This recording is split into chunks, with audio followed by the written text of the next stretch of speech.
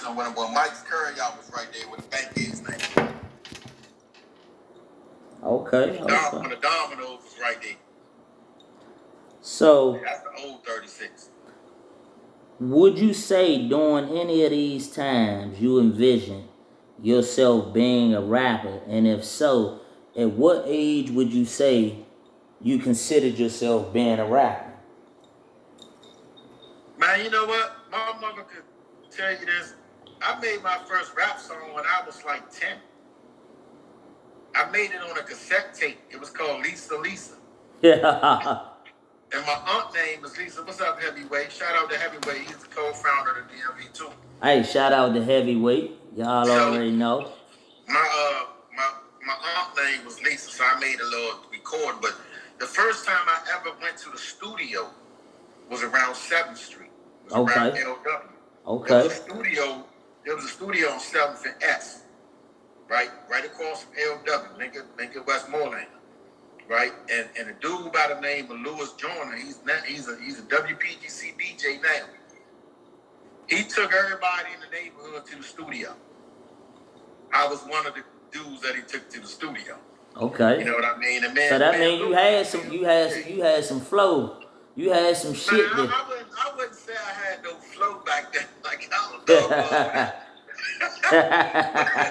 But I was motivated. Okay, all right. I was motivated, but I didn't take rap serious until 98 when I came from Florida in 98. But a lot of people stop saying, a lot of people don't realize that I didn't start off with street rap. I started off with gospel rap. Oh, wow. I was a gospel rapper when I came home in 98. Because I had got saved when I was a teenager, but I was still thugging. You know what I mean? So when I came home, I started in the church. My first album, gospel rap album, was called Dirty Bathwater. Hey, so how did you come? What's that about? Dirty Bathwater was just talking about how nobody could clean you but God. You know what I mean? And you sit in that tub, now who provided the water?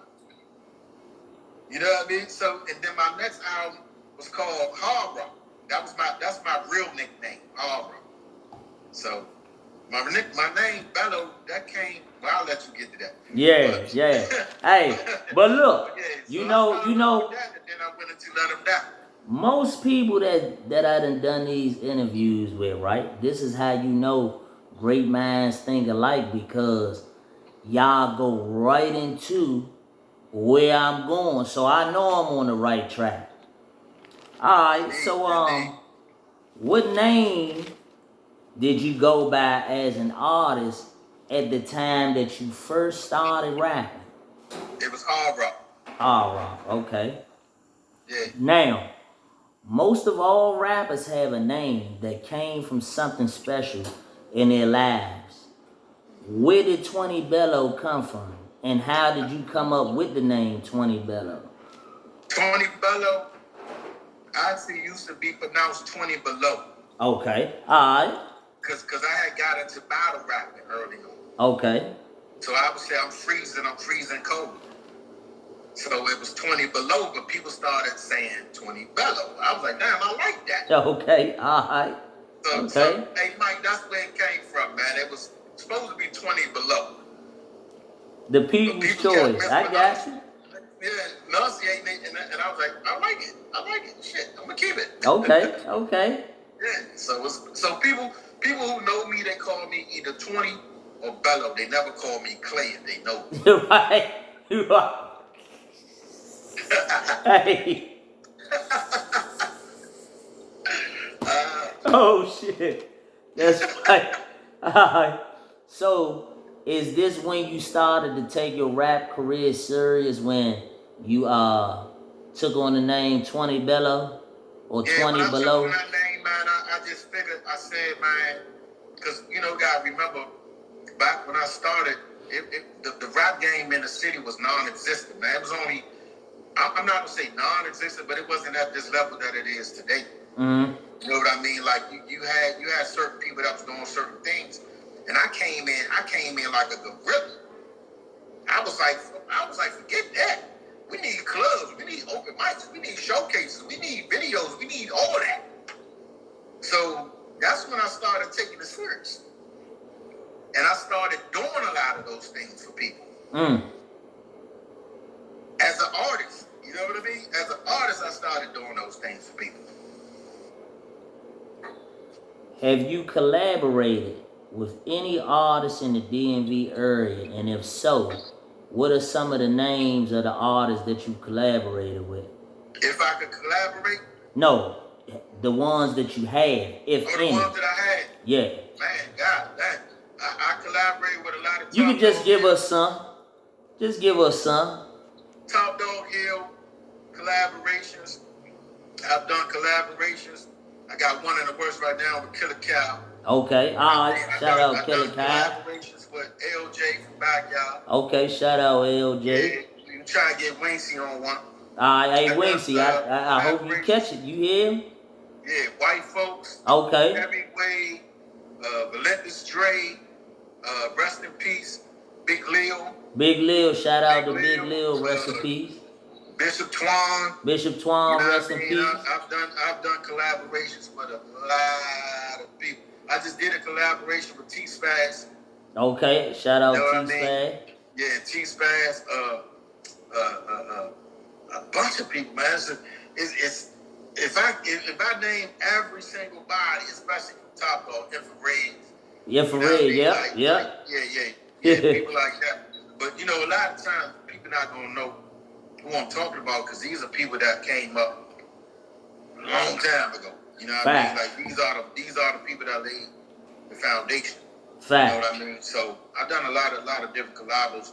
Nobody like I've never done a collabo with anybody like, you know, I never done a collabo with Wale, but I was one of the first persons that squashed the beef that Wale had with a lot of people. Dig it. You know what I mean? I never done a collabo with Trail, but I knew Trail from the open mics. You know what I mean? Light Show, that's my brother. Dig it. Shout out Light Show, shout out Trail. Light Show, that's my brother, man. Santana. Shout out Santana. Yeah, that's my bro. You know what I mean? I got a lot of dudes that I know and I respect and they respect me. So it's nothing to get a collab over anybody. Dig it. You know what I mean? I'm just not into the music like I used to be. Hey. Yeah. I spent 2 decades in it, bro. We on the right track. We on the right track. That's right.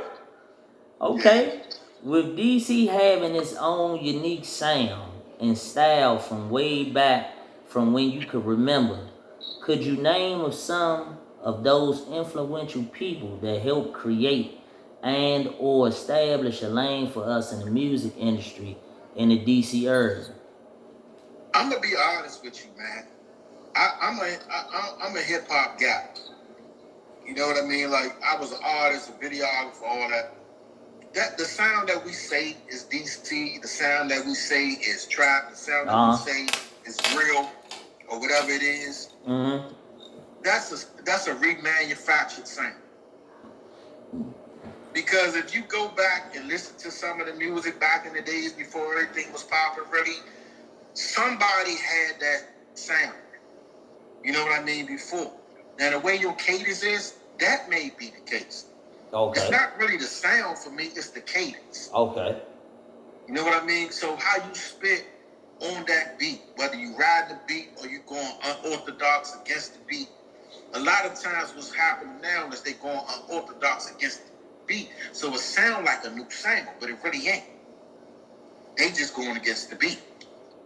You know what I mean? Yeah. When they riding the beat, they riding the drop, but they riding the snake.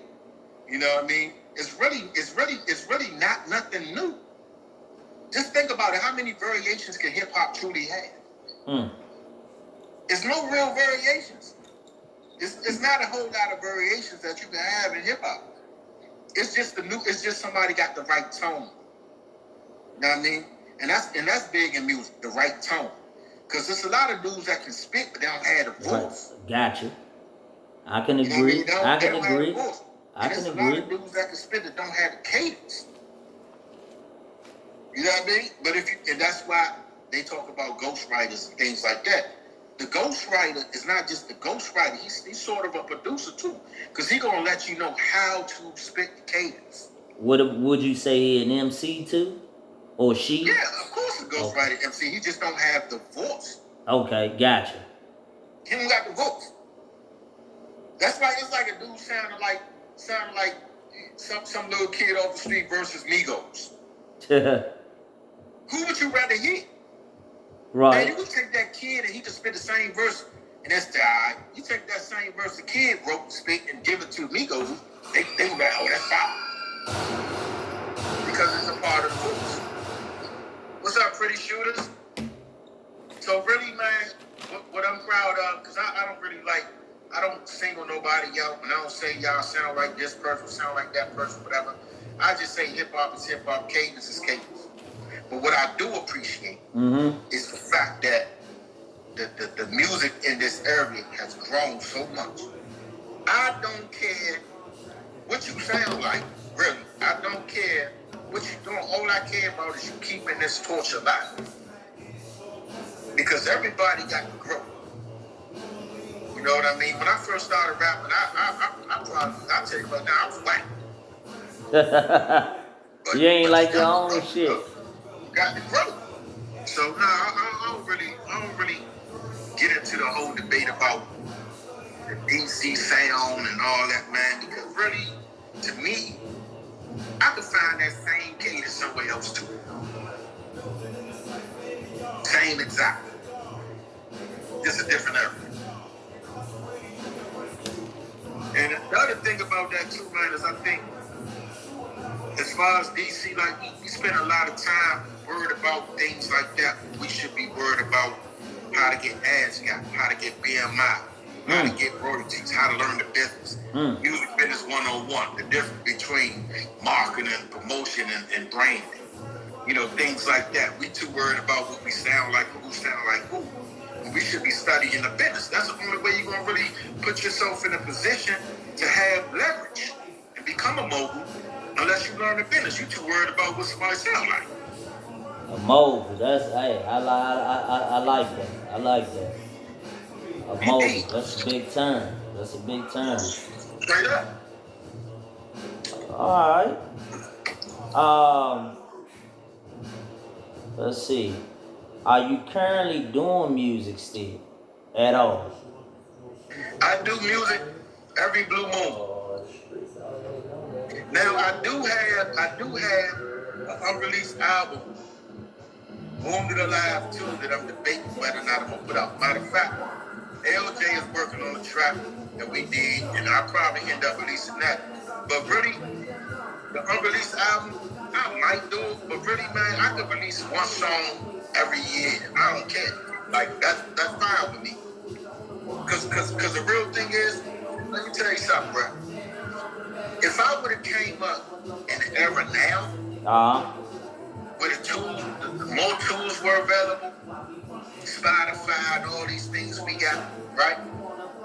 I'd have killed that game. Hey. But I came up in a different era. Yeah, where it wasn't, all those avenues wasn't available. And I'm not about to be trying to pursue no goddamn rap career at the age of 46. Hey, I respect that. I make more money off high songs than music, but would I stick with music? Right. Hey, I respect that. Hey. Why would I go out there? I'm not. First of all, I never looked for a record deal. That was never in my dreams and goals. I never ever, over 20 years, pursued a record deal with nobody. I never talked to an A&R. I never sent unsolicited material to a record label. I never did none of that. You know what my goal was? My goal was to turn DC and the DMV into a place where artists can be free to express their music, whether on track or whether live, whether selling CDs or whatever. That's what I wanted to build, and I built it. Not just me, but other people came in and built it. You know what I mean? Like Two-Face the Wild Boy, like Dre All Day the Paint, like Denver, like CEO Yanks. You know what I mean? Like Bishop Tron, like Heavyweight. You know what I mean? Like people like that, like you know, shit, man. I could go on and on. Top Dog Hill was releasing a video every other day. You know what I mean? You had all these different people that was coming together into places like the Island Cafe, the dance, the public gardens, you know what I mean? The U-turn. You know, things like that. That's what we was doing. That's what we did. So I sit back like a proud father and be like, you know what? Yeah, I don't gotta rap. I'm gonna let you do it now. Make you pay, make the way for somebody else, man. Hey, I you do it now, man. You do it. I'm gonna support you. You do it. You go and you go out. I showed you what you need to do. Now you go out and do it. Okay. And that's that.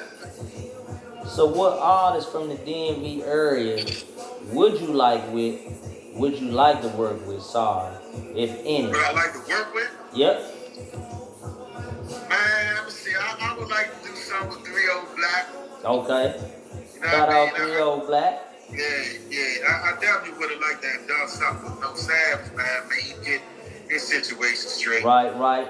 Hey, free No Savage, man. Yeah. We gotta get his situation straight, man.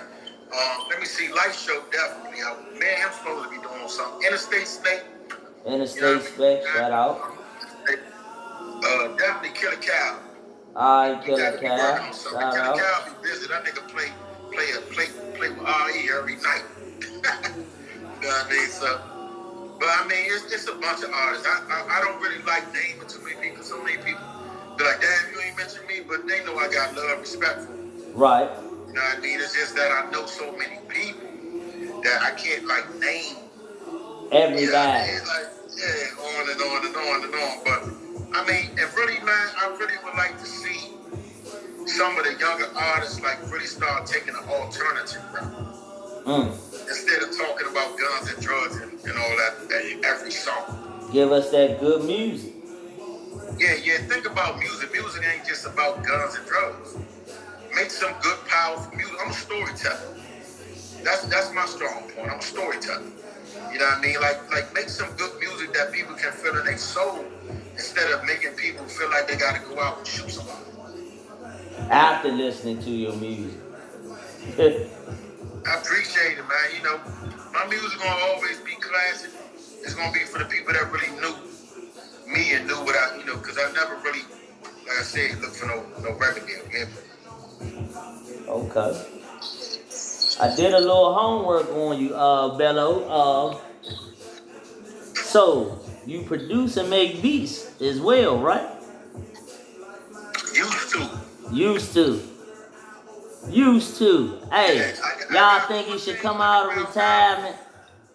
What y'all think, man? Say that again? Y'all think he should come out of retirement? What y'all think, man? Oh, he said nah. He said, man, he hanging it up. Underground albums, I produced all 14. Dang. All original beats.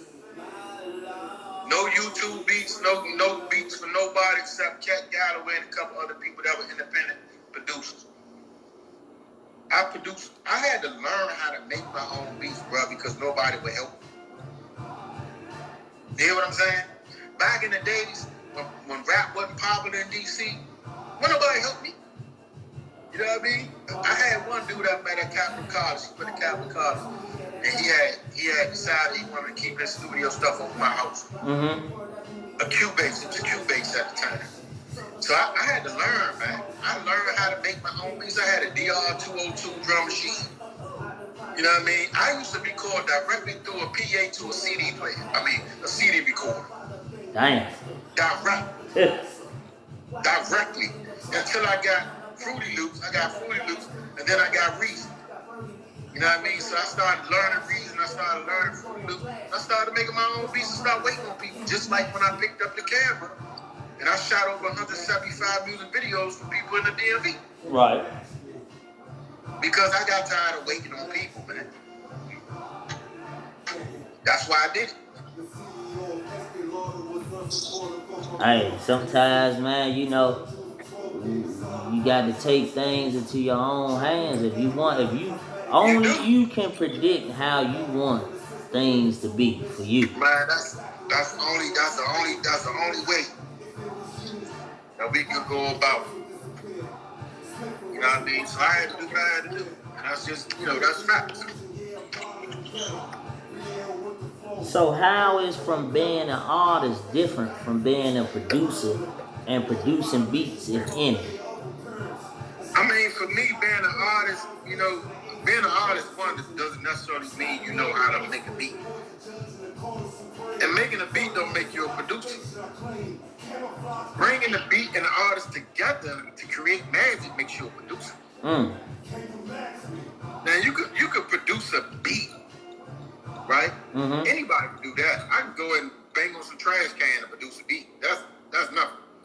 But can I bring that beat, that idea, and that person together and create that magic? Do I know what's needed as a producer? One of the greatest producers I worked with was LJ, Surveil Story. Because LJ don't care who you are. He gonna stop you mid-verse and say, hey, bro, no, come on. You can do better. The first time he did that to me, I was like, nigga, you know who I am? But he knew who I was. But as a producer, you know how you got that ear. You know how to make a song. Like you're not all over the stuff. You're not coming out with 10 different fucking subjects in one song. Right? You taking it all the way through. What's up, Jay So? You taking it all the way through. That's a producer. So an artist can be a great artist, but everybody needs to be together. The producer, whoever makes the beat or whatever, and the artist. Okay. It's a hand-in-hand thing. Right? Okay, got you. 1 + 1. I got you.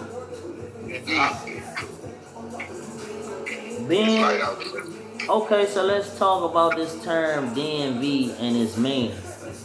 Being as though many of us people from DC would say they represent DC, do you just feel that way?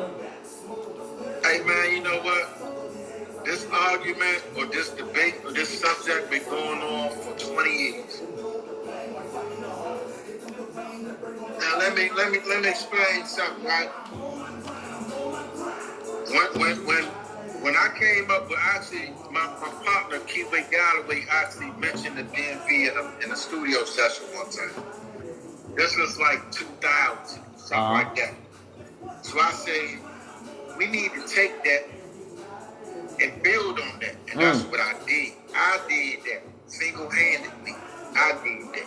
I was already doing that when other people came along. The first person to come along to help me create this was Heavyweight. You know what I mean? So when we talked about it, I was like, man, listen, DC, Maryland, Virginia, right? It was no boundaries on that. And now in the day, you got different platforms and stuff. They put their boundaries on it, but they wasn't a creator. I try to stay out of that conversation, but nevertheless, people always tagging me. People always saying, Bello, what you doing? Look, man, let me tell y'all this right now. I don't care. You know what I mean? Because one thing for certain, two things for sure, it's not going away. It's here to stay. Yeah. When you wake up in the morning and you got the damn meteorologist on the TV talking on the DMV, and I don't even know where it came from. Right. It came from the rap underground. That's where it came from. So people like this, I'm DC or nothing. I'm Maryland or nothing. I'm VA or nothing. I expect non-business minded people to think that. Because if you're non-business minded, you're going to miss the whole point of it. If you're a business minded and you call yourself a rapper, you're supposed to think of yourself as a business or as a product. So why would I not want the whole DC with me or the whole Maryland or the whole VA with me? I'm not saying I'm from Maryland if I'm from DC. I'm not saying I'm from DC or VA if I'm not from there. It's not about that. What it's about is bringing everybody together under an umbrella. Gotcha. Each other. But some niggas don't get it. And you know what? I tell niggas this all the time. Be careful what you say in the DMV, man. Because if you say fuck the DMV, I ain't from the DMV, don't expect everybody in the DMV to support you, man. And just so motherfuckers know, I ain't lost no power. I ain't lost no power at all. I be cool. You know what I mean? But don't get it twisted. It's a lot of people that would not support you, man. How you gonna run a business like that? You ain't gotta give up Southeast. If you from Southeast, you ain't gotta give up PG. If you from PG, but you gotta think business minded though. Does that make sense? Hey, it just made sense to me. Look, I never looked at it that way. I know you ain't get to this yet, but let me just say this. Go ahead. If I want my high sauce company to succeed, right? I'm not just gonna sell in DC. I'm not gonna be some local DC company or local Maryland company. I'm not gonna do that. I want to franchise. I want mine to go across the world. As a musician, one thing that all humankind got in common, one of the things that all humankind got in common is music. So you selling yourself short just by saying, "Oh, DC or nothing." So you just want people in DC to support you, or you think everybody come out the world, but somebody from Maryland like, you know what? I ain't gonna buy that nigga shit because he said, "Fuck Maryland," and I'm from Maryland. Somebody in VA gonna be like, I ain't gonna buy that nigga shit because they said fuck VA and they from Maryland.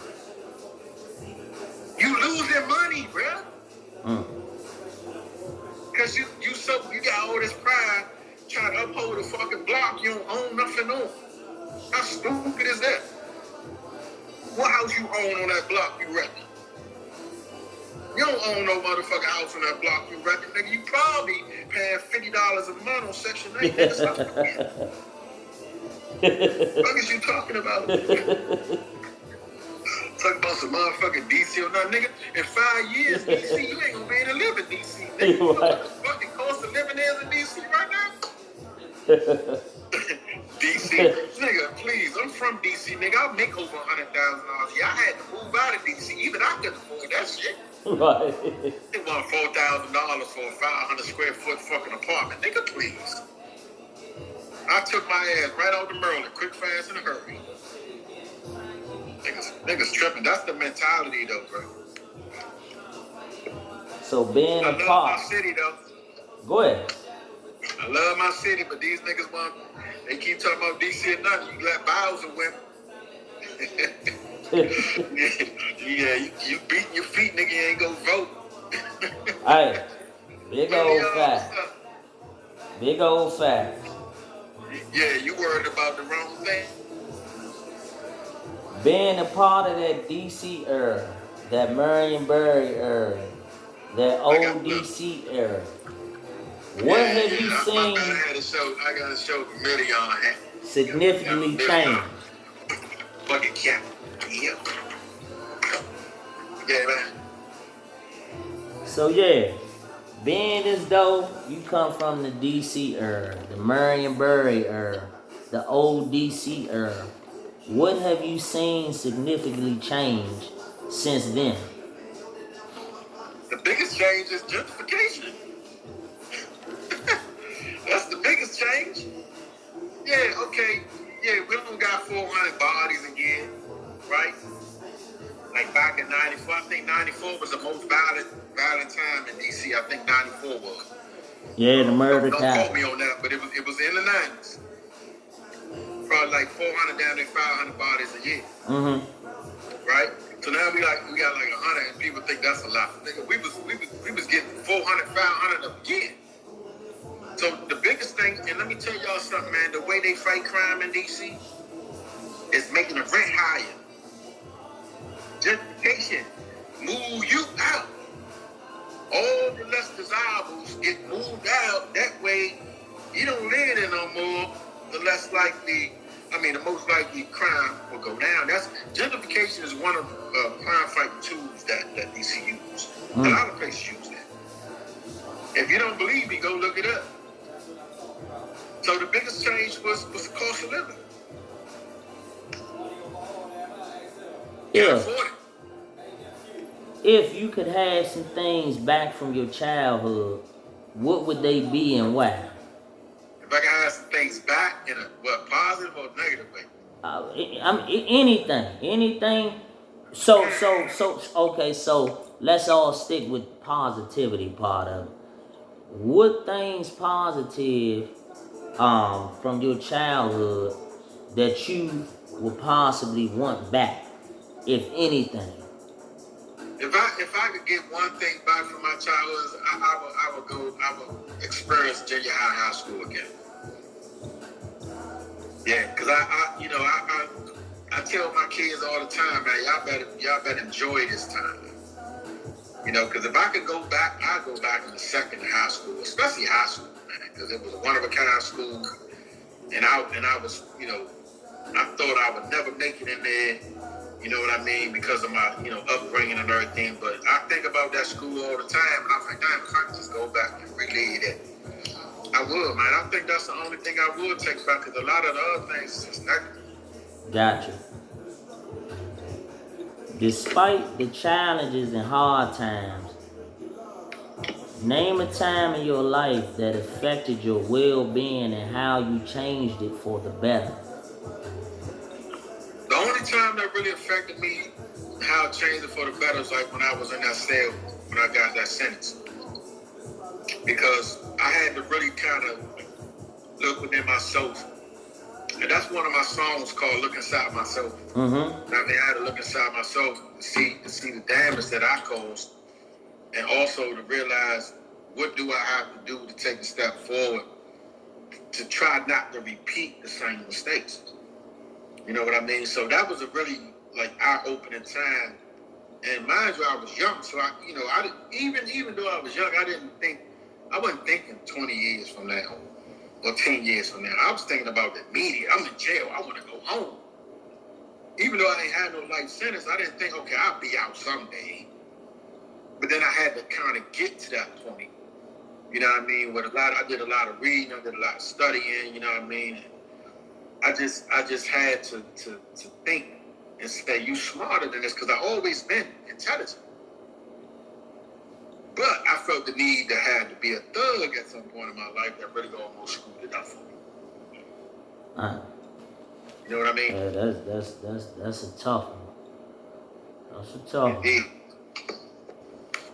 Now, to the new baby that was birthed, the Bello burn. What is this, and how did you formulate the name Bello burn? We talk about this?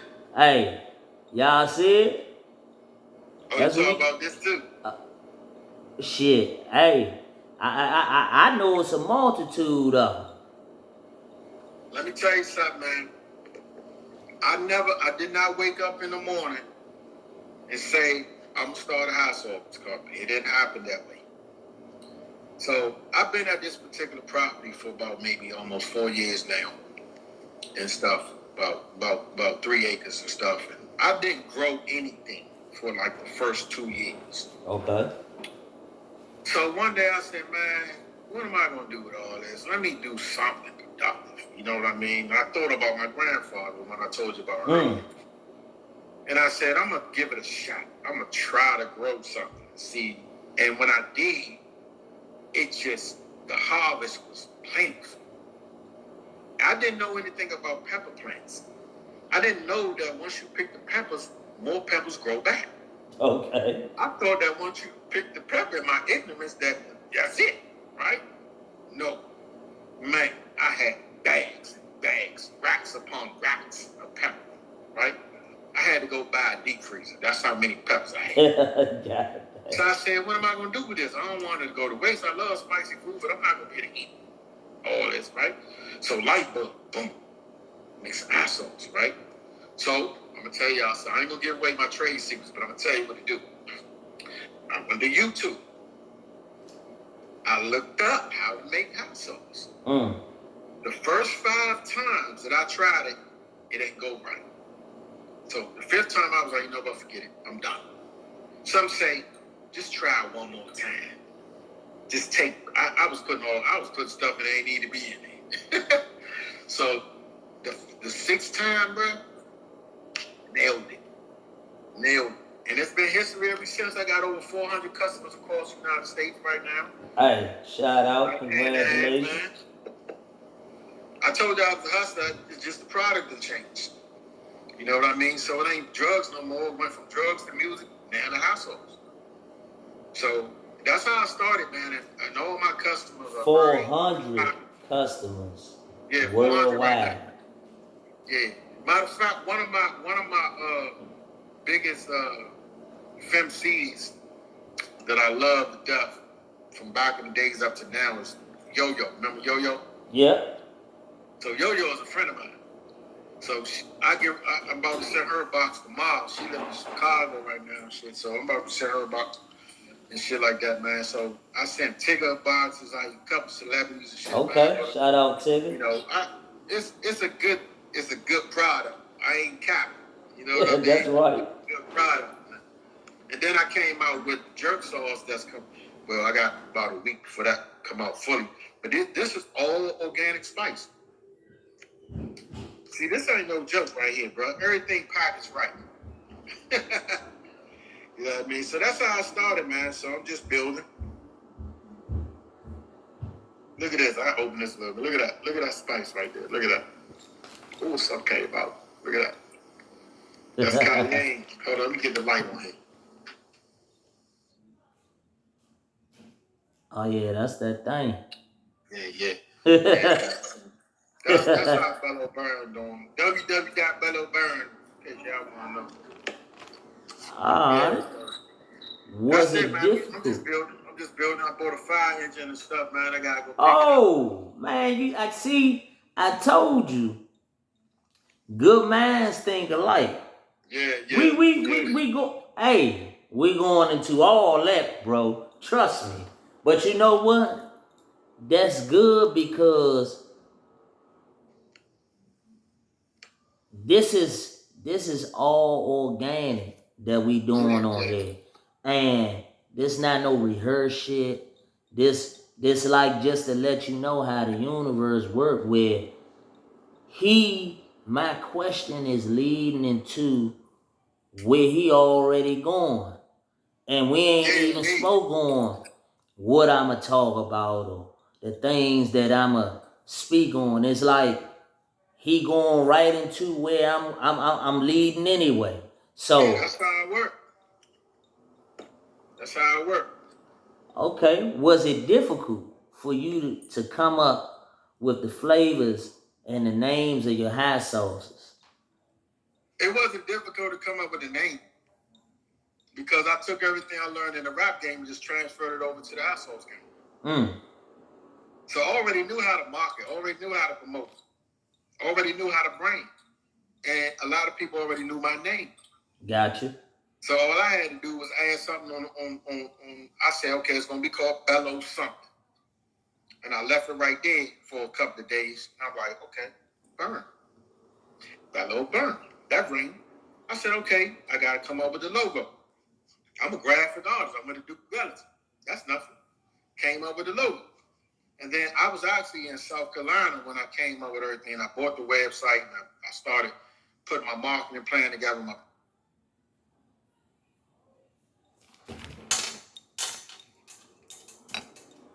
Because a lot of people already know.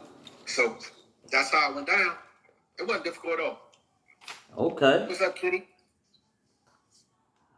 What made you incorporate a fire truck within you promoting your brand? Well, I was going to go out and do like other people did and go buy a van and put a wrap around it and all that. I said, no, I got to do something different. I said, what's relatable to hot sauce? Hot. Hey, Kitty, a fire engine. Right. I teach fire prevention. Okay. Right? So I actually went on Facebook Marketplace and found one. Aye. Genius. Yeah, then I bought it and I was like, damn. So the first time I ever took it out, I sold out.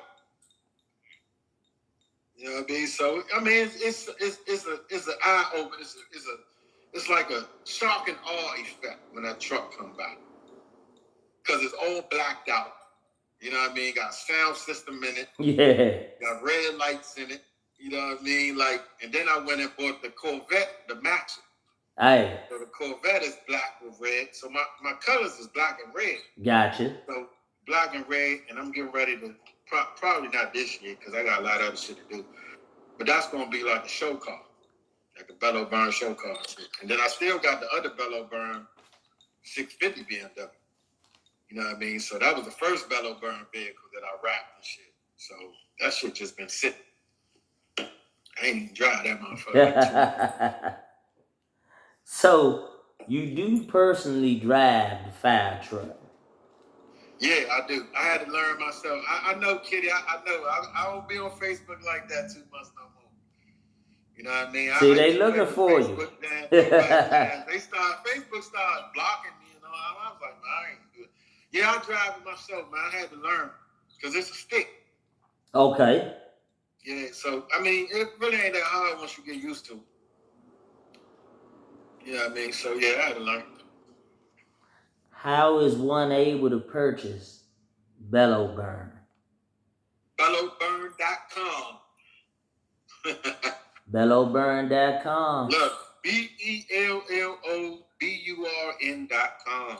Yeah, sometimes, yeah, you definitely got to spell it out for some people, man. You know, they come up with all type of ways to say this. I got 4 flavors, man. I got 4 flavors of hot sauce. This is named after Killer Cow. So this is Kill Switch. Gotcha. Right? So I got a honey lemon pepper one. I got an original one, and I got an infused one that me and my sister from Sweet Baked Buzz created. So I got 4 flavors. I still got the On Mothers that's getting ready to come back out. And I got a jerk sauce. And then I got 3 spices. That. So I got about 8 products. Okay. Yeah, I got about 8. All right. Shifting back just a little to the music. How do you feel about today's music? I really don't have no feelings. To be honest with you, I don't even really listen to it. Respect. You know what I mean? Like me, I'm an old school dude, man. I listen to what I like. I listen to the music that has an impact on my life. I rarely ever allow anything as mainstream, I should say, to come in. You know what I mean? I might hear a song like, yeah, I like that joint. You know what I mean? Every blue moon, mainstream. But underground or stuff that I, grew up on, and I'm a avid lover of oldies. So like she was saying, like Kitty was saying, when I was going on Facebook, I used to play a bunch of old school jam. You know what I mean? So that's